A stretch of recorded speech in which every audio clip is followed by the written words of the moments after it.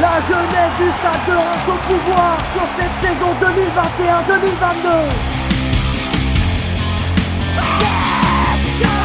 2021-2022. Depuis quelques saisons, le Stade de Reims s'est imposé comme un modèle de post-formation.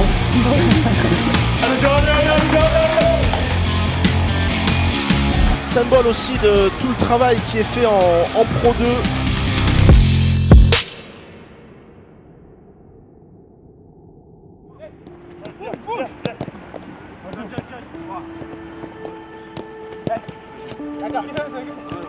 Ouais, regarde. Portillaire va la voir. Attends, Timoko, arrêtez.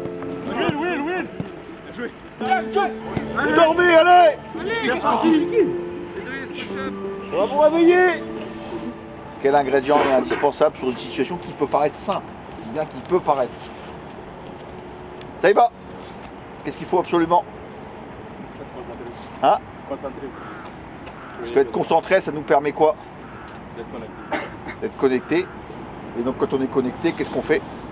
Qu'est-ce qui est le plus important dans une situation comme ça? Communication. Communiquer, mais sur un titre individuel. Exigeant. Je suis formateur dans le sens où je suis encore là. Pour moi, mon rôle principal, c'est auprès du joueur, de l'homme, je dirais même, c'est important. Et l'entraîneur, parce qu'il faut quand même les amener à ce qui va les attendre après.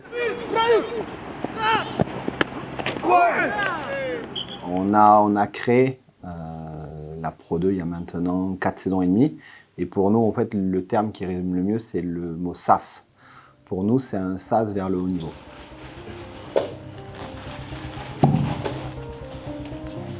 Encore,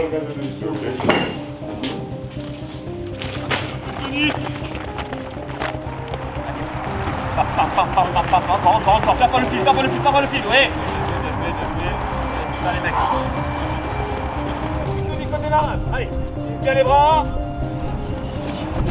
Ah, confortable, utilise bien les bras, allons dedans, allez, pousse là, oui. Aujourd'hui, c'est un staff de 8 personnes à temps plein qui entoure exclusivement le groupe Pro 2. C'est bien la deuxième phase. On met un ou deux joueurs là, encore la tête dans le cul.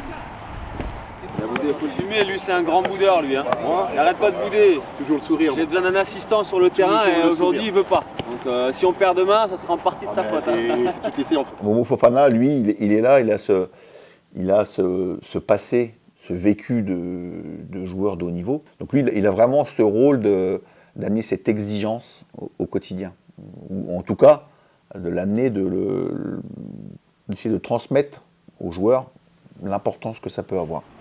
Donc ça veut dire que le match, on le perd sur l'animation def, en tout cas sur le côté défensif.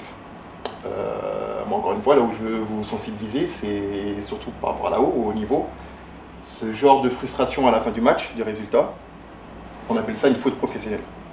Et ensuite, on a Thomas Berlette qui, lui, a un côté plus important générationnel. Je pense qu'il c'est le plus jeune d'entre nous. C'était un duel d'épaule de poids lourd. Hein.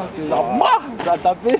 Les deux, ils ont bougé des deux côtés. Mais... Il a les codes, en fait. Il a les codes avec les joueurs. Et je vois bien que des fois, il arrive à créer une connexion avec des joueurs que je ne pourrais pas créer avec Momo parce que lui, il arrive à trouver les points d'entrée. Moi, je suis éducateur spécialisé de base, donc je sais qu'on gère l'humain. Chaque humain, on les gère différemment. C'est-à-dire que déjà, j'adapte ma façon d'intervenir selon la personne, son vécu, son passé, etc. J'accorde beaucoup d'importance à l'homme parce que je me dis que si on maîtrise l'homme, en tout cas dans le sens quand je dis maîtrise, si on prend soin de l'homme, le footballeur, il y arrivera derrière. Tout ce qui est ici, voilà, tu veux tenter des dribbles, des passes, il n'y a pas de problème.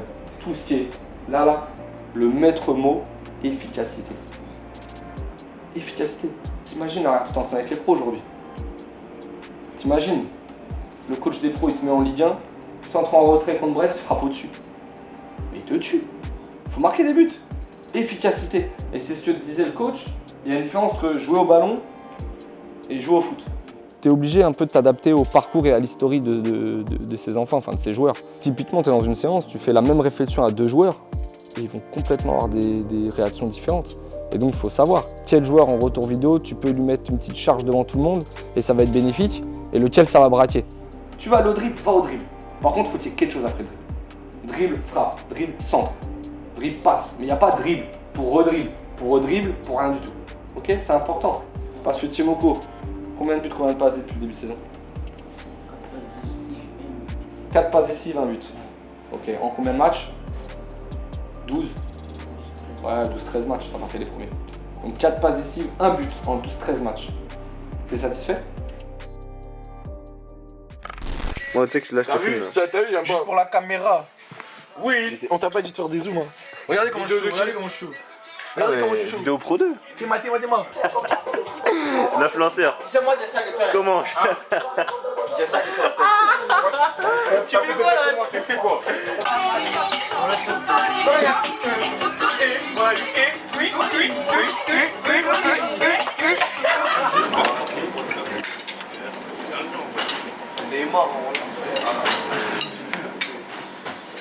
Pour moi, il y a ce qui résume très très bien la philosophie. C'est 3 garçons qui, à un moment donné, on a eu et qui ont joué ensemble en Ligue 1. Et j'aime bien citer les exemples de ces 3 garçons. C'est Nathanaël Mboukou, c'est El Bilal Touré, c'est Boulaïdja. Et en fait, c'est simple de comprendre qu'aujourd'hui, un garçon comme Nathanaël Mboukou, qu'on recrute à l'âge de 12 ans en région parisienne, qui ensuite intègre l'INF Clairefontaine, qui franchit petit à petit ensuite les étapes au sein de l'académie jusqu'à arriver dans le groupe Pro 2, n'a pas les mêmes besoins quand il arrive dans le groupe Pro 2 que Boulaïdja, qui lui est un garçon qui a 20 ans et dans le monde amateur, s'entraîne 2 à 3 fois par semaine, n'a jamais fait de centre de formation. Donc forcément, aujourd'hui, on ne peut pas traiter ces garçons de la même manière dans leur fin de développement de parcours sportif. Et le dernier, c'est El Bilal Touré, et ça résume bien en fait cette filière des académies africaines où on intègre les joueurs à l'âge de 18 ans. On a voulu se centrer avec Paul-Édouard Caillot sur 3 pays, des pays plutôt francophones sur la filière africaine. Donc Mali, Sénégal, Côte d'Ivoire. Timoko Diarra, buteur ce week-end. L'homme fort qui n'a pas besoin de renfort. Le buteur ce week-end. Ouais, les sensations après le match. L'homme fort qui n'a pas besoin de renfort qui me parle. Voilà. Quelles sont les sensations après le match? Les sensations après le match, c'est que je sais pas comment dire. Boura Diarra. Non, chez nous c'est que la victoire, non? Tu connais, non? C'est ça, que la victoire, voilà. C'est bon, non, lui, il a rien compris, lui. Que bouffer seulement. Regarde des yeux, Mais après, l'enjeu, ça a vraiment été de comment on adapte ces garçons-là en Europe. Parce que voilà, ils vivent souvent leur premier hiver, ils vivent un choc climatique, un dépaysement culturel. Et donc, c'est comment, en fait, on les accompagne au mieux. Ici, on a eu, et le club, pour moi, n'était pas prêt, en fait, à accueillir un garçon comme ça. On a eu un garçon comme Zambo Anguissa, qui voilà, n'a pas réussi ici, mais je pense que la faute nous en revient en grande partie, parce que je pense qu'on n'était pas encore prêt, et il n'y a pas de souci à dire ça. Voilà, on construit, on grandit petit à petit. Aujourd'hui, on est prêt pour accueillir ces garçons parce qu'on sait voilà, comment les gérer, on sait surtout comment les accompagner. Et de la même manière, au-delà d'accompagnement qu'il y a dans le club, et on a beaucoup de personnes en fait, qui sont là pour eux, on leur met aussi une personne dédiée. Même s'ils sont en appartement, on leur met une personne dédiée matin et soir pour les accompagner, pour leur faire à manger, pour aussi leur changer les idées, qu'ils puissent aussi se confier. Voilà, donc aujourd'hui, adapter ces garçons-là, c'était un vrai enjeu et je pense qu'on y arrive vraiment bien.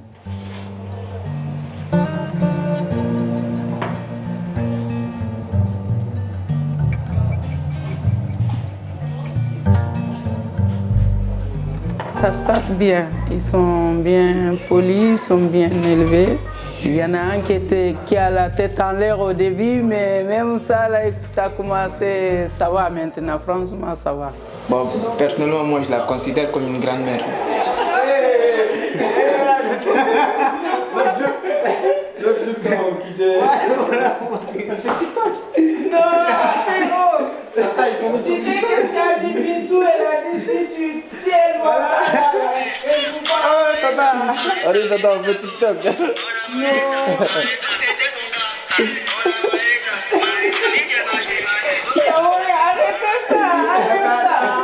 J'ai posé mon téléphone au marché là-bas. J'ai dit, Tata, viens, on fait TikTok. TikTok, c'est pour les jeunes, hein. C'est pas pour nous, hein. Ils viennent d'un continent, voilà, on va dire, où les conditions de vie ne sont pas les mêmes que chez nous. Et en fait, eux ici, ils sont là pour réussir, alors pour eux, mais aussi pour après aider leur famille. Ça, c'est une réalité. Ouais, c'est normal qu'il me manque, mais quand je suis là après les entraînements, ils m'appellent ou soit et je les appelle avant, chaque soir, avant de me coucher. Des fois, ils échangent avec la tata aussi. Hein. Allô, Catherine? Catherine? Bonjour, madame. Bonjour, tu vas bien? Ça va. Ça va la famille? Ça va. Mes enfants là, ils sont là, ils vont bien. Ils vont bien? Oui, ça va, ils vont bien. Ils se comportent quand même très bien? Bien même, bien, très bien. Ils ne vous dérangent pas trop quand même? Non, non, pas du tout, non. Non, vous savez le feu vert, hein, s'il ne se comporte pas bien, donc il faut le chipoter. T'as entendu? Mais t'as entendu?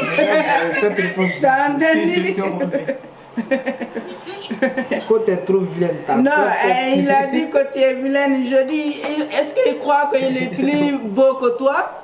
Madame, il ne faut rien lui dire. C'est un imbécile seulement. Ça fait 8 mois que je suis ici. Déjà, comme je dis, quitter en Afrique pour venir ici, c'est un peu difficile. Mais ce n'est pas ma première expérience, mais ça a été un peu facile pour moi parce que j'ai eu des potes avec moi, ainsi que la tata avec moi aussi.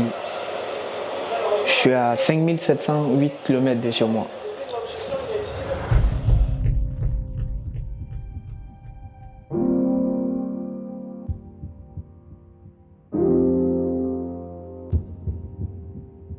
Je suis rentré sur le terrain, c'était stade de Reims-Rennes, et on était en escort kids. Et je suis rentré avec Sylvain Armand et j'ai vu tout le stade là. J'aimerais bien un jour que ça soit moi qui tienne la main d'un petit enfant. Et puis voilà, ça serait une fierté quand même. Tu as des joueurs qui sont à des milliers de kilomètres de chez eux, et d'autres comme Sam, qui sont de purs produits de la région et qui enfant venaient supporter le stade de Reims. L'idée, avant de parler effectivement de filière africaine, malienne dont on vient de parler, l'idée c'est avant tout d'être les meilleurs dans notre région, sur notre territoire. Ça va très vite dans le foot. On monte très vite, on peut descendre très vite. Donc, avec précaution. Bon, c'est vrai que là, il fait ses matchs, il a su s'imposer, donc c'est une fierté. Mais il y a aussi le cursus scolaire. Il me dit de travailler toujours, que ce soit dans le foot et à l'école, et de rester sérieux dans les deux cursus. Papa, qu'est-ce que ça te ferait de me voir jouer un jour sur cette pelouse? Bah, tu le sais très bien, hein. Très grande fierté, puis en larmes. Comme...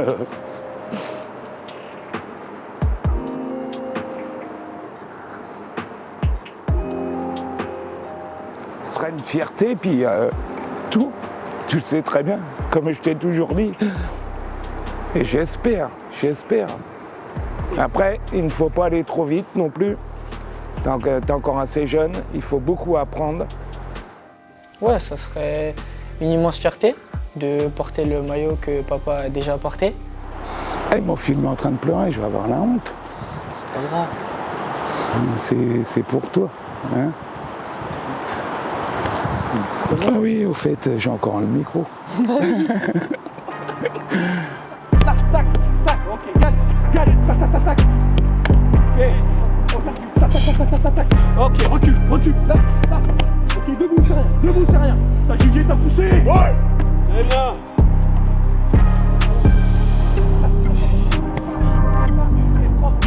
Très bien, mec, très bien ça. Bien joué.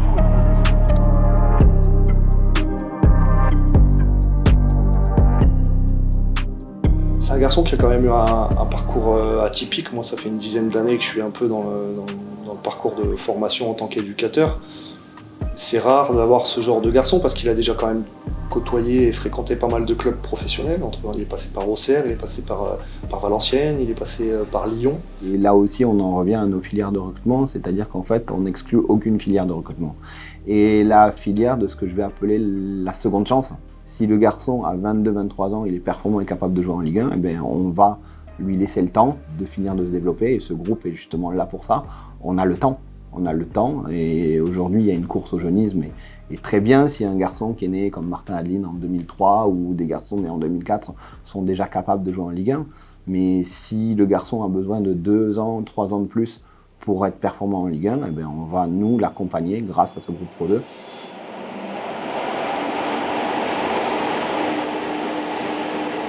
Ses qualités aujourd'hui, de temps en temps, peuvent faire en sorte que ça devienne ses défauts parce que justement, c'est le garçon qui arrive à 8h du matin, c'est le garçon qui arrive en premier alors que la séance est à 10h, c'est le garçon qui bosse 30-40 minutes en salle, qui voit le kiné 20 minutes avant.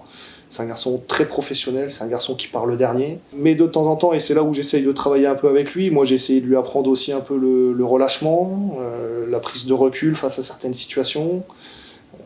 Donc il a aussi le défaut de ses qualités de temps en temps, c'est qu'il est assez extrémiste dans ses qualités.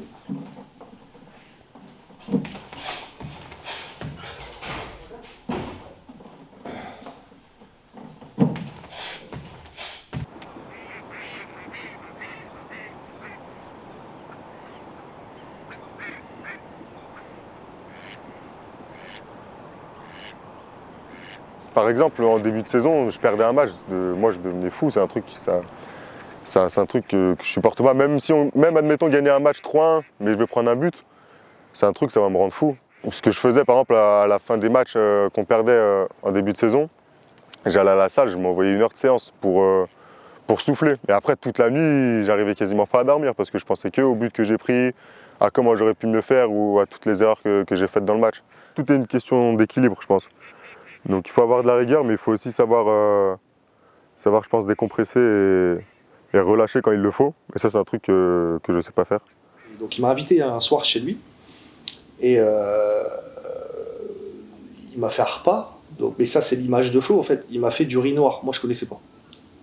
Donc je ne connais pas le riz noir. Donc on a eu un fou rire. Je m'attendais un peu à voir ça, mais entre le repas qu'il m'a fait, je suis rentré dans sa cuisine, donc tu rentres dans son intimité, tu vois.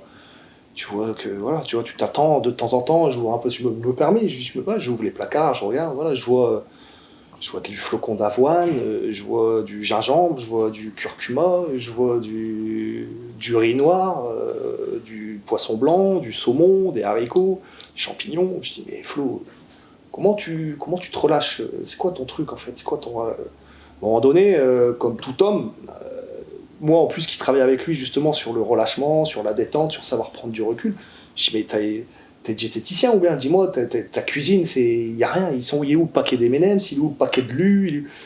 Les matchs de foot, par exemple, même les gros matchs comme là c'était Real PSG, je ne les regarde pas jusqu'à la fin parce que moi je dors, tout simplement. Le match il est à 21h, moi je m'endors vers 21h30, 22h. Donc je peux pas me permettre de regarder le match jusqu'à la fin. Je sais pas si ça va en surprendre d'autres, mais ça fait rigoler le kiné en tout cas. Les joueurs, ils ont tous le même objectif, c'est de jouer un jour en Ligue 1 au Stade de Reims. Et donc nous, ça va être de s'adapter à chacun. Par exemple, un Timoko, il arrive chez nous, il a du talent, il a de la fraîcheur, il va falloir lui amener de la rigueur, structurer son travail. À l'inverse d'un Flo Duparchi, qui lui, c'est l'inverse, il va falloir lui apprendre à lâcher prise, à de temps en temps être capable de décompresser et de relativiser. Aujourd'hui, la Pro 2, au moment où on se parle, c'est 13 garçons dans le groupe professionnel. C'est l'équipe en temps de jeu effectif la plus jeune en Europe.